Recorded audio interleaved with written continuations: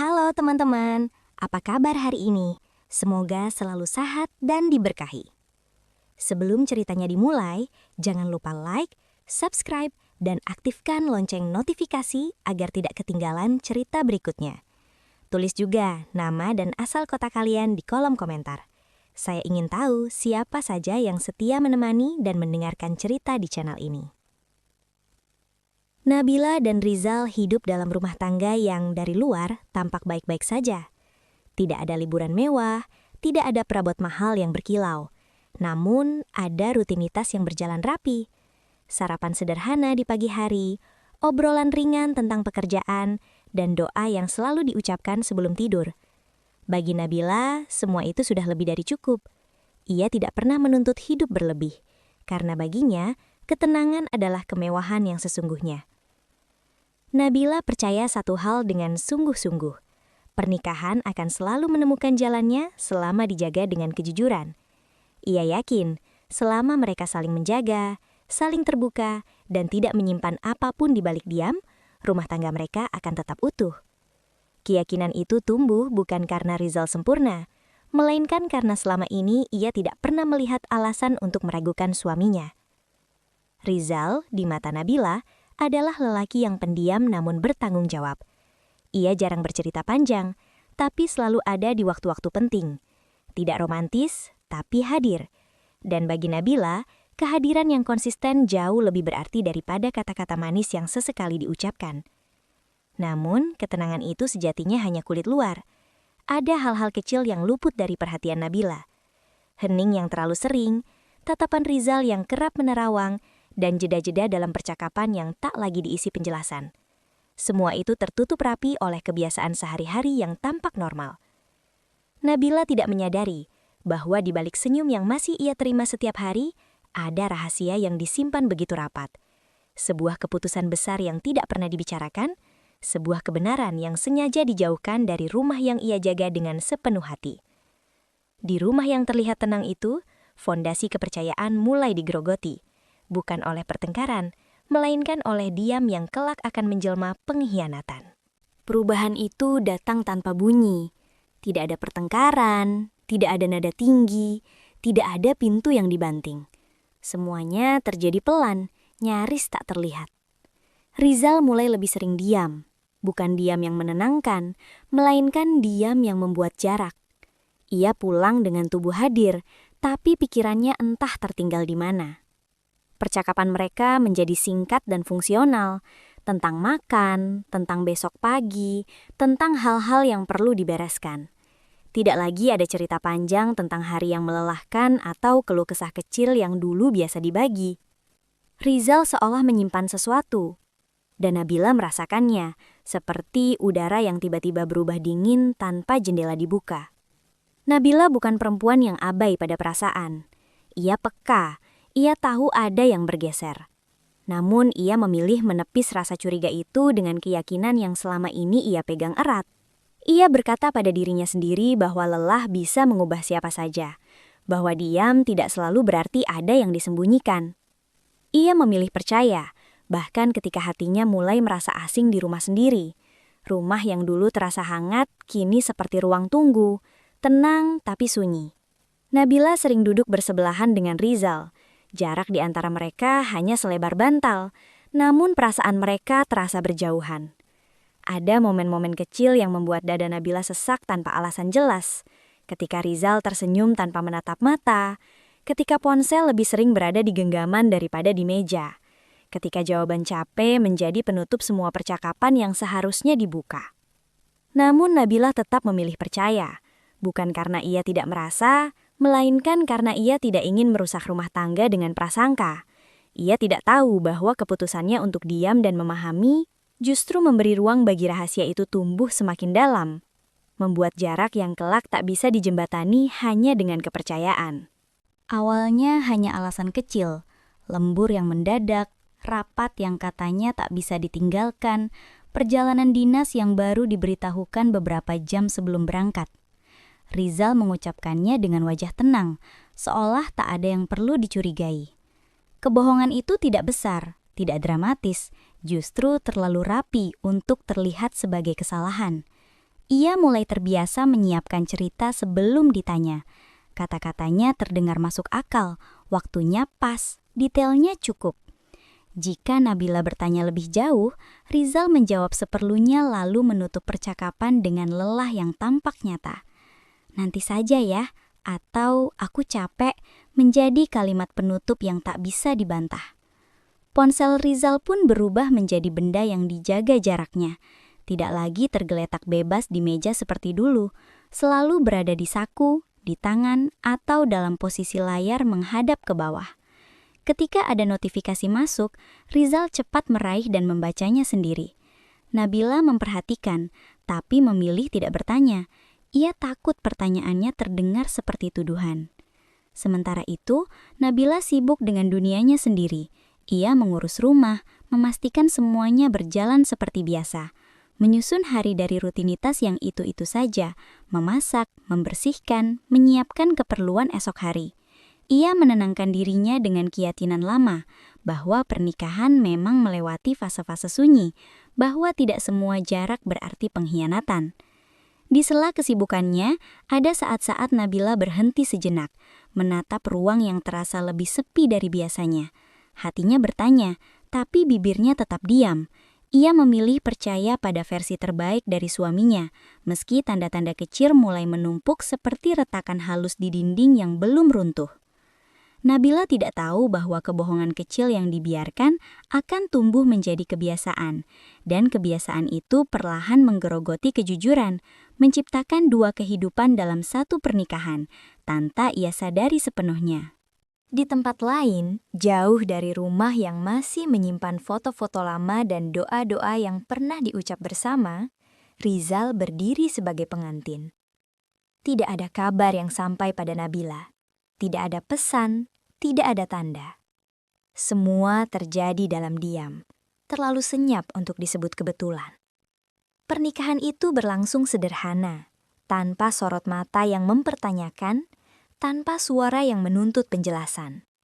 Rizal memilih jalan yang paling mudah baginya, melangkah tanpa izin, tanpa kejujuran, tanpa keberanian untuk menghadapi perempuan yang telah menemaninya sejak awal. Janji lama tidak dibatalkan, hanya ditinggalkan. Keputusan itu diambil cepat, seolah waktu tak memberi ruang untuk ragu. Bukan karena keadaan memaksa, melainkan karena Rizal tidak ingin repot dengan konsekuensi. Ia menghindari percakapan sulit, menyingkirkan rasa bersalah dengan dalih yang ia bangun sendiri. Dalam benaknya, semua bisa diatur nanti. Penjelasan bisa menunggu, kebenaran bisa disesuaikan. Sementara di rumah, Nabila masih menjalani hari-hari yang sama. Ia menyiapkan makan malam, merapikan ruang tamu, dan menunggu dengan keyakinan sederhana bahwa suaminya akan pulang seperti biasa. Ia tidak tahu bahwa statusnya telah berubah tanpa persetujuannya. Bahwa di saat ia menjaga kesetiaan, Rizal telah membagi hidupnya diam-diam. Pernikahan kedua itu tidak lahir dari keberanian, melainkan dari penghindaran. Ia berdiri bukan sebagai awal yang jujur, tetapi sebagai rahasia yang suatu hari akan menuntut harga. Karena tidak ada kebohongan yang benar-benar tinggal selamanya dalam gelap. Hanya menunggu waktu untuk ditemukan. Desas-desus itu datang pelan, seperti angin yang menyusup lewat celah pintu. Tidak frontal, tidak terang-terangan, hanya potongan-potongan kecil yang awalnya mudah diabaikan. Tatapan orang-orang di sekitar Nabila berubah. Ada yang terlalu cepat mengalihkan pandang, ada yang terlalu lama menatap dengan iba yang tak ia pahami. Semua bermula dari kalimat samar yang ia dengar tanpa sengaja. Bukan tuduhan, bukan pula pengakuan, hanya bisik yang menggantung, membuat pikirannya tak bisa tenang. Lalu menyusul sebuah pesan yang masuk ke ponselnya, singkat dan canggung, seolah dikirim tanpa sengaja namun syarat makna. Tidak menyebut nama, tidak menyebut kejadian, tapi cukup untuk menyalakan kecurigaan. Nabila mulai merangkai keganjilan yang selama ini ia kubur. Alasan lembur yang terlalu sering, perjalanan yang tak pernah ia tahu detailnya, sikap Rizal yang kian tertutup. Potongan-potongan itu kini tak lagi berdiri sendiri. Mereka membentuk bayangan yang menakutkan. Sesuatu sedang disembunyikan darinya, dan ia mulai merasakannya di dada, sebagai gelisah yang tak mau pergi. Namun di tengah kegelisahan itu, Nabila masih memilih berharap. Ia berulang kali berkata pada dirinya sendiri, bahwa semua ini pasti salah paham, bahwa orang-orang mungkin keliru menilai, bahwa suaminya tidak mungkin mengkhianati kepercayaan yang telah mereka jaga bertahun-tahun. Harapan itu ia genggam erat, bukan karena kuat, melainkan karena takut menghadapi kemungkinan sebaliknya. Malam-malamnya menjadi lebih sunyi. Ia terjaga lebih lama, menatap langit-langit kamar, bertanya tanpa suara. Setiap bunyi ponsel membuat jantungnya berdegup lebih cepat. Setiap keterlambatan Rizal pulang terasa lebih panjang dari biasanya. Di balik wajahnya yang tetap berusaha tenang, ada hati yang mulai retak.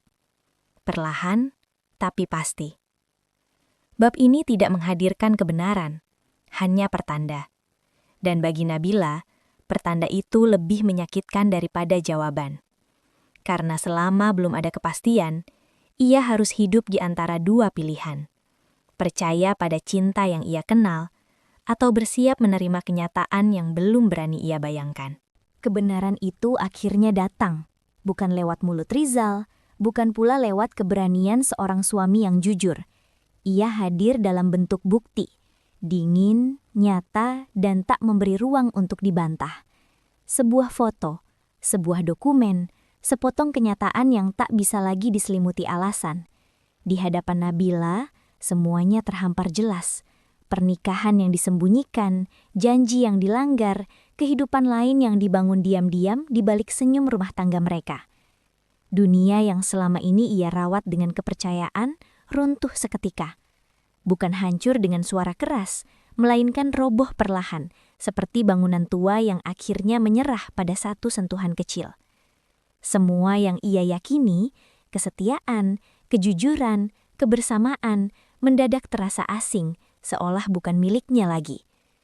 Nabila tidak menangis, tidak ada teriakan, tidak ada pertanyaan yang menuntut jawaban. Ia justru terdiam, duduk dengan pandangan kosong, mencoba memahami bagaimana hidupnya bisa berubah dalam 1 detik. Luka itu terlalu dalam untuk langsung terasa sakit, terlalu besar untuk segera ditangisi. Hatinya seperti mati rasa, terperangkap di antara tidak percaya dan tidak mampu menolak kenyataan.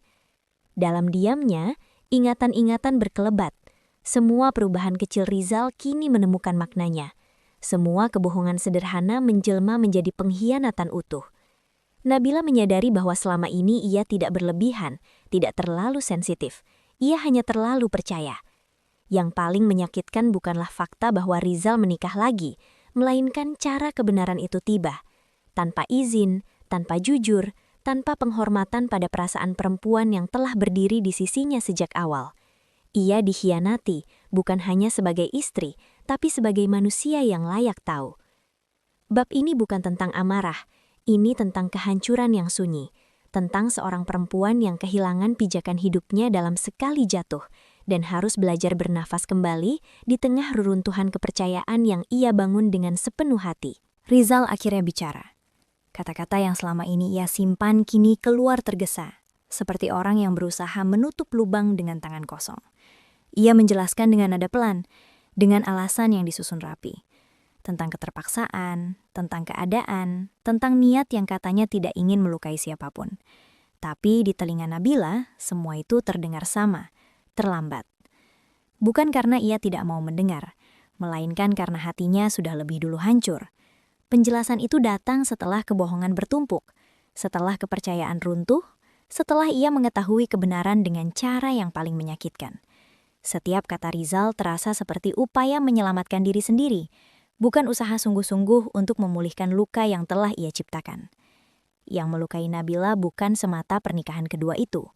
Ia bisa saja terluka, marah, bahkan menolak, jika semuanya dilakukan dengan kejujuran. Tapi Rizal memilih jalan yang paling pengecut. Diam-diam, tanpa izin, tanpa satupun pertimbangan pada perasaan perempuan yang telah menemaninya bertahun-tahun.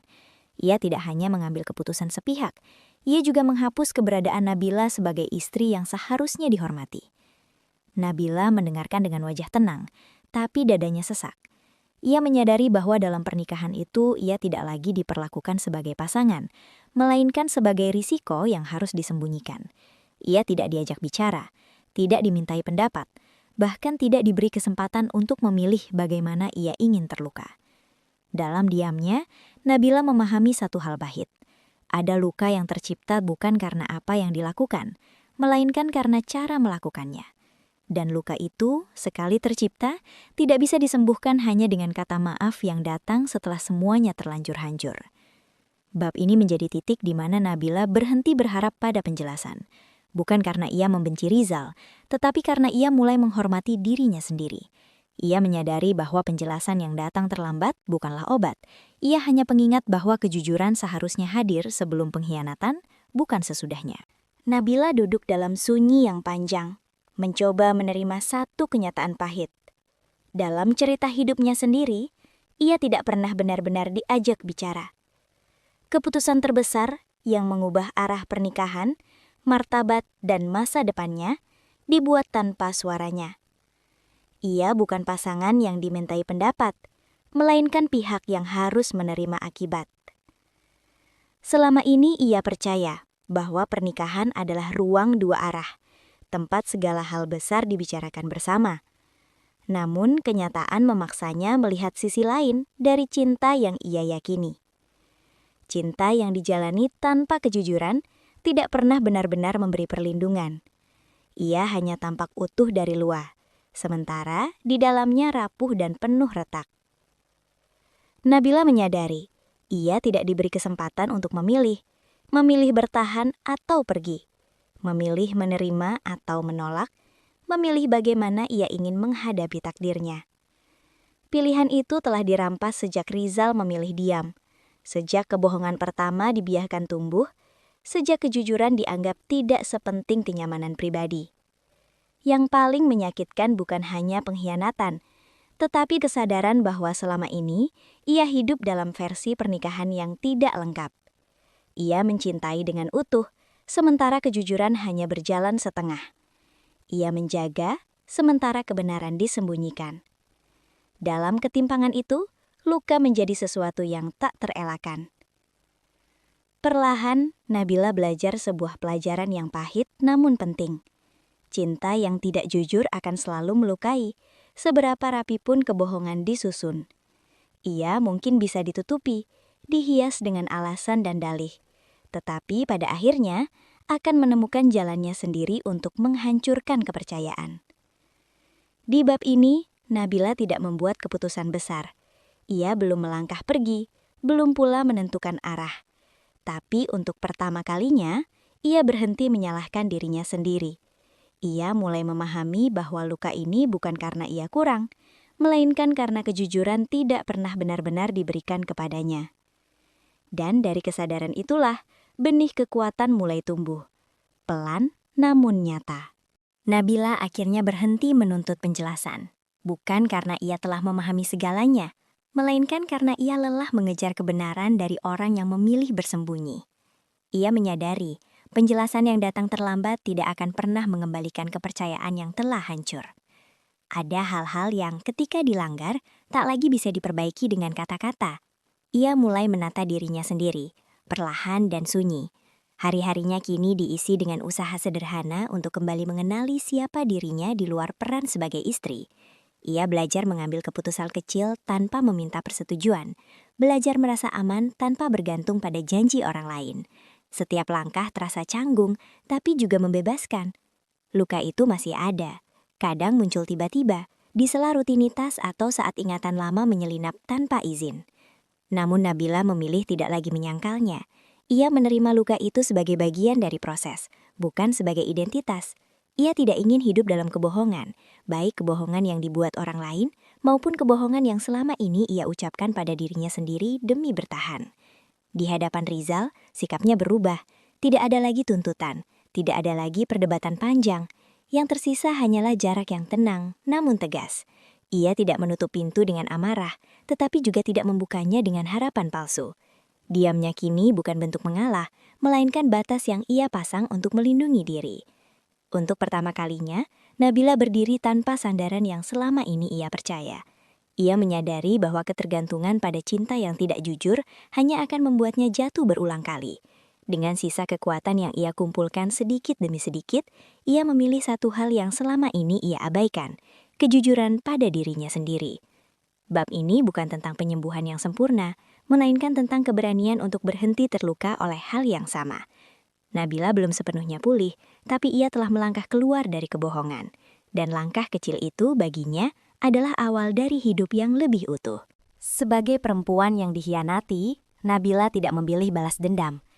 Ia tahu amarah hanya akan mengikatnya lebih lama pada luka yang sudah terjadi. Ia memilih sesuatu yang lebih sunyi, tapi jauh lebih kuat, martabat. Pilihan itu tidak datang dari rasa kalah, melainkan dari kesadaran penuh bahwa dirinya pantas diperlakukan dengan jujur dan hormat. Ia melangkah maju tanpa membuat keributan. Tidak ada upaya menjatuhkan, tidak ada cerita yang disebar untuk membenarkan posisinya.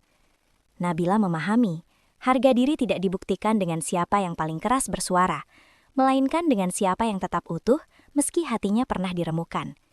Diamnya kini bukan bentuk ketakutan, melainkan ketegasan yang matang. Kehilangan Rizal bukan lagi ia maknai sebagai kegagalan. Justru di sanalah ia melihat kebenaran yang selama ini tertutup. Bahwa bertahan dalam pernikahan yang dibangun di atas kebohongan hanya akan mengikis dirinya sedikit demi sedikit. Perginya seorang suami yang tidak jujur bukan akhir dari nilai seorang istri, melainkan awal dari ruang baru untuk bernapas. Nabila mulai membangun hidup dengan pijakan yang lebih jujur. Ia mengisi hari-harinya dengan hal-hal yang selama ini tertunda. Mimpi kecil, ketenangan batin, dan hubungan yang tidak memaksanya berpura-pura kuat. Ia belajar tersenyum tanpa beban, bukan karena luka telah hilang, tapi karena ia tidak lagi membiarkan luka menguasai arah hidupnya. Di titik ini, Nabila tidak mengklaim dirinya sembuh sepenuhnya. Namun ia tahu satu hal dengan pasti, ia telah kembali menghargai dirinya sendiri. Ia tidak lagi mengukur kebahagiaan dari status atau pengakuan orang lain, melainkan dari kejujuran yang ia pegang dalam menjalani hidup. Bab ini tidak ditutup dengan kebahagiaan yang berlebihan, melainkan dengan ketenangan yang jujur.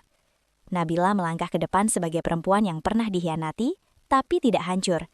Ia membawa luka sebagai pelajaran, dan martabat sebagai pegangan.